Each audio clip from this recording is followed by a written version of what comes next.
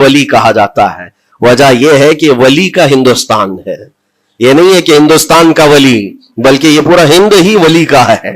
دربار غریب نواز سے ہندوستان کو جوڑا گیا ہے، سلطان الہند بھی کہا گیا، سلطان الاولیاء بھی کہا گیا، لیکن جانتے ہیں ان کے آنے کا راستہ اتنا پیچیدہ تھا۔ وہ سن 583 کی بات تھی، 583 ہجری چل رہی تھی، جب آپ حرم کعبہ سے نکل کر مدینہ طیبہ جا رہے تھے۔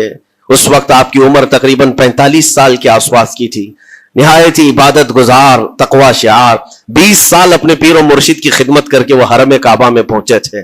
20 سال کے بعد جب مسجد نبوی میں گئے تو عجیب سی کیفیت تھی، سلام کیا رسول پاک صلی اللہ علیہ وسلم کے دربار میں تو جواب قبر انور سے آیا، وعلیک السلام یا معین الدین شیخ البر والبحر، اے معین الدین تجھ پر میری سلامتی ہو، اللہ کی سلامتی ہو جو خشکیوں کا بھی اور تریوں کا بھی تجھے امام بنایا گیا ہے۔ اور آواز یہ نبی کریم صلی اللہ تعالی علیہ وسلم کے دربار سے سننے والی آواز تھی۔ آپ گھبرائے تھے، تھوڑا سا سراسیمگی تھی، یہ ہندوستان کی طرف اشارہ کر کے میرے آقا صلی اللہ تعالی علیہ وسلم نے فرمایا تھا کہ تجھے ہند کی ولایت دی جاتی ہے۔ اس وقت تک سرکار غریب نواز کو نہ ہندوستان آنا کبھی ہوا تھا، نہ ہندوستان کے علاقوں کو آپ نے کبھی دیکھا تھا، کیونکہ سجستان جو یہاں سے کافی دور ہے، افغان کے قریب ایک علاقہ سنجر، جہاں پر آپ کی ولادت ہوئی، وہاں سے نکل کر کے آپ نیشاپور میں آباد رہے، اس کے بعد 40 سال کے بعد حرم کعبہ اور حرم مدینہ میں رہے، لیکن اچانک یہ بات کہ تمہیں ہند کی ولایت دی جاتی ہے ایک تعجب والی بات ہے، نئی جگہ پر بھیجا جا رہا ہے۔ آپ دوبارہ شام میں نبی پاک صلی اللہ علیہ وسلم کے دربار میں حاضر ہوئے اور سلام پیش کرنے کے بعد، کیونکہ یہ خوشی کی بات تو سب کے لیے تھی کہ ہندوستان کو اللہ تعالیٰ ایک عظیم ولی بھیج رہا ہے، لیکن جس کو بھیجا جا رہا ہے وہ بے قرار تھا، بے چین تھا، کیونکہ نہ راستے پتہ ہے، نہ ملک کے حالات معلوم ہیں۔ بارگاہ مصطفیٰ صلی اللہ علیہ وسلم میں دوبارہ جب حاضری ہوئی، عرض کیا آقا آپ کا حکم، اس کی تعمیل کے لیے بندہ حاضر ہے، لیکن نہ یہ فقیر ہندوستان کے راستے دیکھا ہے، نہ وہاں کے حالات معلوم ہے۔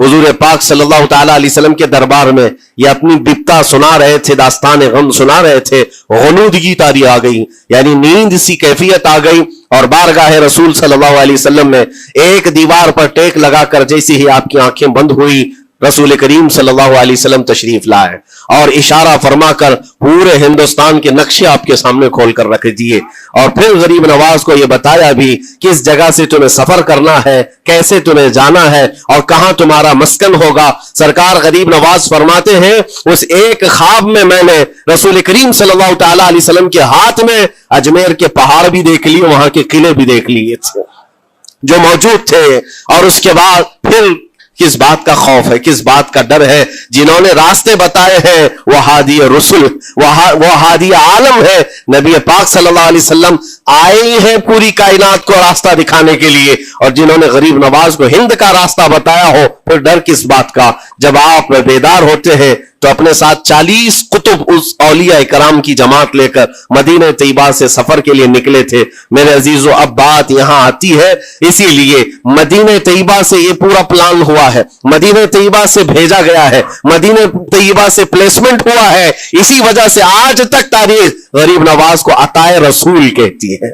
عطائے رسول ہے، رسول اللہ کی عطا ہے، ہندوستان والوں کے لیے خاص عطا ہے میرے آقا صلی اللہ علیہ وسلم کی۔ جب وہ سفر کے لیے نکلے، سن 83 سے چلے تھے، تو یہاں ہندوستان پہنچتے پہنچتے آپ کو 87 یعنی 4 سال کا عرصہ لگ گیا تھا۔ 4 سال کے عرصے کے بعد آپ پہنچے میرے عزیزوں، نہ پلینوں کا سفر، نہ جہازوں کا سفر کہ اڑ کر کے ادھر سے ادھر آ گئے، وہ تو پیدل قافلہ نکلا تھا، درویشوں کا قافلہ تھا، اور وہاں مدینہ طیبہ سے نکل کر بغداد پہنچے۔ بغداد میں اولیاء کاملین کی صحبت پائی، وہاں سے پھر نیشاپور، پھر اس کے بعد ہرات، اور افغان کے علاقے ہوتے ہوئے لاہور پہنچے۔ لاہور میں سرکار داتا گنج بخش عالم رحمت اللہ تعالی علیہ کے دربار میں چلہ کشی فرمائی، وہاں سے دلی پہنچے۔ یہاں یہ پورا جو راستہ ہے 4 سال کا میرے عزیز و تاریخ میں ہے، سرکار غریب نواز جس راستے سے چلتے جاتے تھے، جو کافر یا مشرک بھی دیکھتا وہ دائرہ اسلام میں داخل ہو جاتا تھا۔ نور الہی، نور وحدت کا ٹکڑا آپ کی جبین اقدس پر ایسا چمکتا تھا کہ لوگ جو آتے وہ پھر آپ کی صحبت سے دور کوئی جاتا نہیں تھا۔ دلی میں جہاں آپ آئے ये एक अजीब इत्तेफाक है। उस वक्त खांडे राव एक बड़ा राजा था, उसका किला था, उसके सामने ही आपने पड़ाव डाल लिया। सरकार गरीब नवाज रज़ियल्लाहु तआला अन्हु की ये दास्तान, ये तारीख, वहां पर आपने अपना पड़ाव डाल लिया। और इन बुत परस्तों के लिए एक बड़ा पेचीदा मसला था कि एक दुर्वेश आया है। एक बात मैं आपको बताऊं, ये जो तासुब आज फैला हुआ है, ये जहर फैला हुआ है, ये आज का नहीं है, ये बाप दादाओं के पुश्त में भी इनके मौजूद रहा है। इस्लाम और मुसलमानों के खिलाफ जहर मुशरिकीन के दिलों में, ये बहुत पुरानी चीज है, नई नहीं है, बहुत पुरानी चीज है। तासुब दिलों के अंदर कुड़न रखना और कभी एक्सेप्ट ना करना, ये सरकार गरीब नवाज जिस दिन हिंद में कदम रख रहे हैं, उसी दिन से आपने इसको फेस किया है, उसी दिन से आपने इसको देखा है। और वहां पर खांडे राव की जमात ने बहुत कोशिशें की कि ये दिल्ली में दाखिल हुआ, यहीं से इनको खत्म कर दिया जाए, निकाल दिया जाए। लेकिन अजीब इत्तेफाक यह है कि ये जो जमात आई थी सरकार गरीब नवाज के साथ, ना इनके हाथों में तलवार है, ना भाले हैं, ना चाकू है, ना छुरी है, ये तो गुदड़ियां पहनी हुई दुर्वेशों की जमात थी। गुदड़ियां पहनी हुई दुर्वेशों की जमात जो झोले में सूखी रोटी रखते थे और पानी में भिगोकर खा लिया करते थे। इनके पास ना कोई हथियार है, ना कोई सामान है, हर सामान जंग है। इनको निकाला जाए तो किस बात से निकाला जाए, हिम्मत भी ना होती थी। यहां तक कि जो आपको वहां से जाने की बात करने के लिए आता था, थोड़ी देर महफिल में बैठता और खड़ा रहता और कलमा पढ़कर फिर मुशर्रफ इस्लाम हो जाता। दिल्ली के अंदर एक दिन के अंदर 1000 लोग इस्लाम में दाखिल हुए थे। सरकार गरीब नवाज रज़ियल्लाहु तआला अन्हु ने तलवार से इस्लाम में दाखिल नहीं किया है, ना ही किसी को डरा धमका करके। वो सूखी रोटी खाने वाले किस बात से डराते लोगों को? उनके पास कौन सा एटम बम था? यहां मौजूद जो राजे महाराजे थे, उनके पास फौज भी थे, हाथी भी थे, घोड़े भी थे, सब कुछ था। लेकिन आने वाला मर्द कलंदर क्या लेकर के आया था, तारीख में बताया जाता है ये वो जमाना था जब शिहाबुद्दीन गौरी हिंद के ऊपर हमले करके यहां पर आने की कई मर्तबा कोशिश किया। ये अफगान का बादशाह था शिहाबुद्दीन गौरी, जब हिंदुस्तान पर कई मर्तबा हमले करके नाकाम लौट रहा था, बीच रास्ते में इन फकीरों की जमात से बादशाह की जमात की मुलाकात हो गई। सिपाही जा रहे थे शिकस्त खाकर और ये दुर्वेशों का काफिला इधर आ रहा था। देखा पहचानी सी सूरतें लगती हैं, जाकर के एक सिपाही ने पूछा, बाबा आप लोग कहां जा रहे हैं? तो बाबा जो जमात में आ रहे थे उन्होंने कहा हिंदुस्तान फतह करने जा रहे हैं। बड़ी बात है, गुदड़ियां पहने हुए, पैबंद लगे कपड़े हैं, झोलियां लटकाए हैं। और उसने देख करके कहा मारा सिपाही ने, कहा ये देखते हो हमारे बादशाह की फौज है, इसमें हाथी घोड़ों की तादाद देखो, जरा सामान जंग तो देखो, इसमें नेज़े तलवारों की छनक तो देखो, और आप ये चंद फकीरों की जमात लेकर हिंद फतह करने की बात कर रहे हैं। तब सरकार गरीब नवाज के कानों में आवाज आई तो आपने कहा उससे कह दो फर्क यही है, तुम जब लड़ने के लिए जाते हो तो यही हाथी घोड़े और तलवारों के भरोसे जाते हो, मोइनुद्दीन सिर्फ अल्लाह उसके रसूल के भरोसे जा रहा है। हमारे पास जो ताकत है वो अल्लाह उसके रसूल के साथ होने की ताकत है। आज के जमाने में गरीब नवाज का यह जुमला हमारा हौसला बढ़ा देता है, कोई हो या ना हो अल्लाह हमारे साथ है, अल्लाह हमारे साथ है।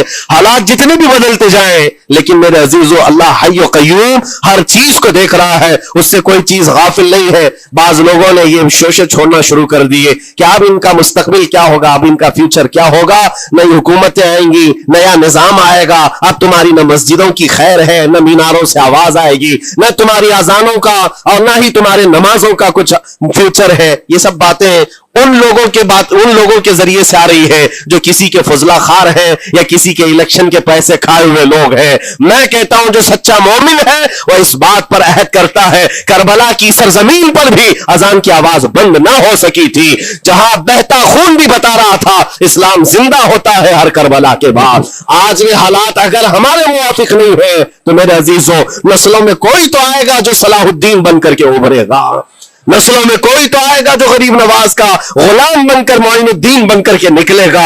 इसलिए कि हालात हर वक्त एक तरह के नहीं होते, हमने तारीख देखी है और रब ताला का कानून है, कभी बादशाहों को फकीर बना देता है और कभी फकीरों को बादशाह का मनसब अता कर देता है। जब सरकार गरीब नवाज दिल्ली के सरजमीन पर आप बैठे हुए थे अपने सूफिया की जमात के साथ, एक दस्तरखान लगा हुआ था, दस्तरखान लगा हुआ है, औलिया इकराम की जमात है, एक दूसरे से बातचीत कर रहे हैं। दिल्ली में उस वक्त हालात अजीब थे, ایک چھوٹا سا لڑکا جس کی عمر 13 یا 14 سال کی نہیں ہوگی, وہ اپنے ہاتھ میں کھٹوری اور ایک تیر اور ترکش لے کر کے سامنے سے جا رہا تھا. اولیاء کی نظر اس پر پڑی, سرکار غریب نواز نے نظر اٹھا کر دیکھی. اور سامنے سے مجمع سے جانے والے بچے بہت سارے ہوتے ہیں, کوئی آیا گیا, لیکن غریب نواز نے نظر اٹھا کر دیکھا اور پھر صوفیہ کی جماعت سے کہا کہ دیکھنا یہ کل دلی کا بادشاہ بن کر کے نکلے گا, ہندوستان کی پوری سلطنت اس کے پاس ہوگی. تاریخ میں موجود ہے غریب نواز کی زبان سے نکلا ہوا یہ جملہ. وہ لڑکا کوئی اور نہیں تھا, سلطان شمس الدین التمش, جو ہندوستان کا طاقتور بادشاہ بن کر کے نکلا تھا.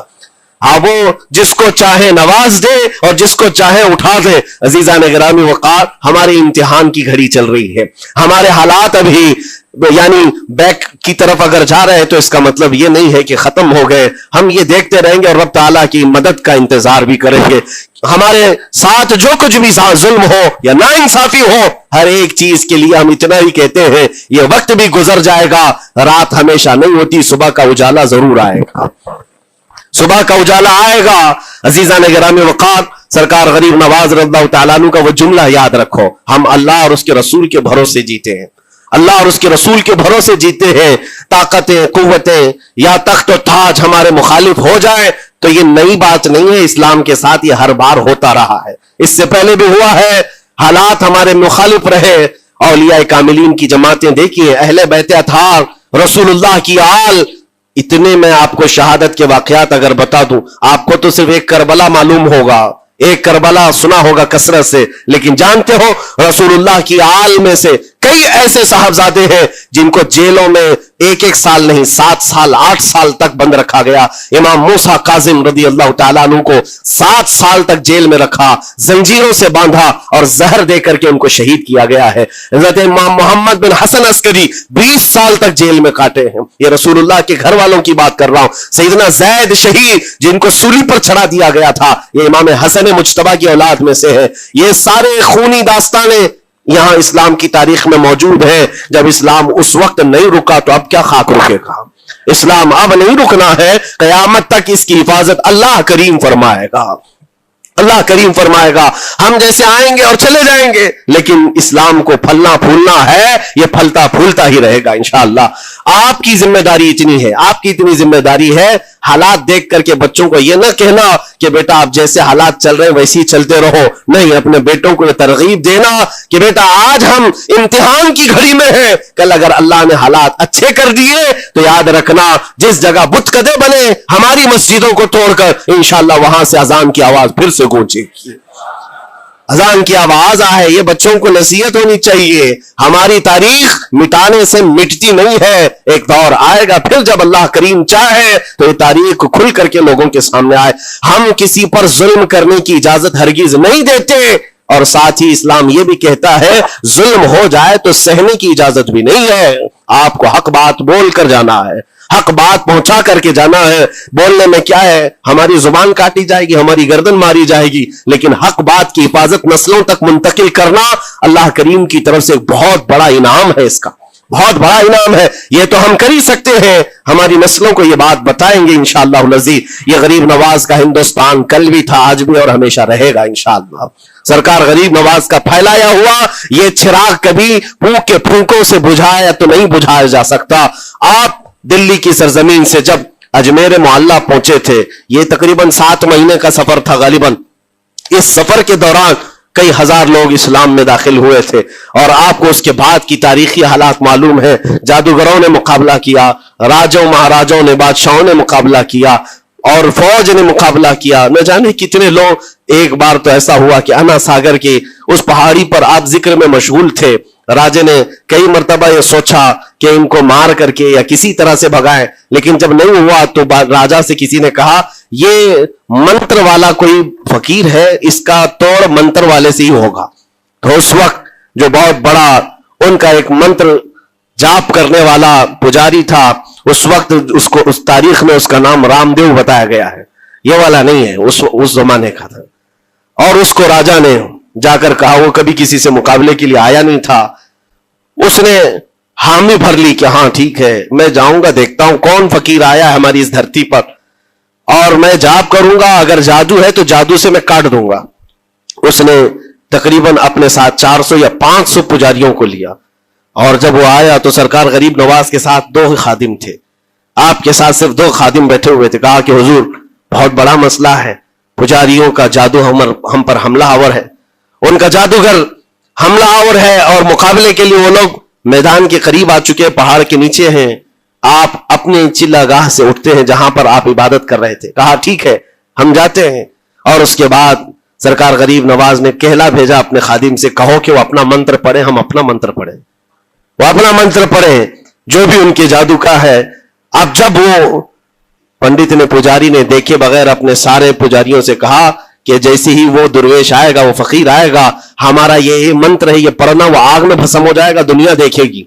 सबों ने कहा ठीक है, लेकिन अभी किसी ने देखा नहीं था। लेकिन जैसे ही वो अपनी झोपड़ी से ये मर्द कलंदर जलवे रसूल लेकर के निकला था, जमाले रसूल लेकर निकला था, बेटा है किसका? हसन और हुसैन का बेटा है, फातिमा जहरा का बेटा है। जैसे ही बाहर आए, वो मंत्र जो सिखाया गया था सबके करीब करीब आए। 400 लोगों ने वो गरीब नवाज की पेशानी को देखकर मंत्र पढ़ना शुरू किया। और मंत्र क्या था? उनकी जुबान से ला इलाहा इल्लल्लाह, ला इलाहा इल्लल्लाह, ला इलाहा इल्लल्लाह। लोगों ने कहा ये इधर कैसे आ गया कलमा?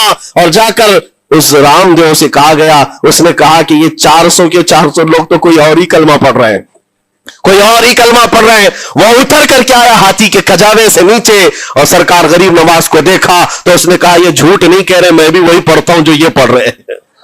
आपको तारीख में पता हो कि इसका नाम सरकार गरीब नवाज ने शादी देव रखा और अपने मुरीदीन में शामिल फरमाया, और जिंदगी भर सरकार